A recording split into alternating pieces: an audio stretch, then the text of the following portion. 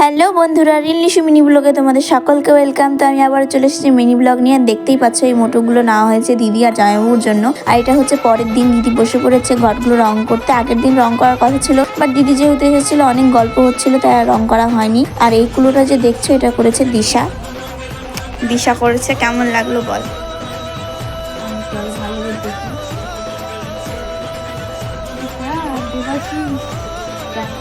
খুব সুন্দর হয়েছে, আমি যেমন চেয়েছিলাম আমার মনের মতো হয়েছে। ভাবতে পারিনি এতটা সুন্দর তুই করবি। আমার অনেক অনেক অনেক অনেক পছন্দ হয়েছে।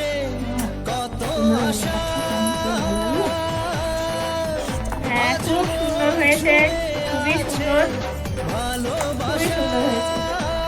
Nice nice, 100-এ 100।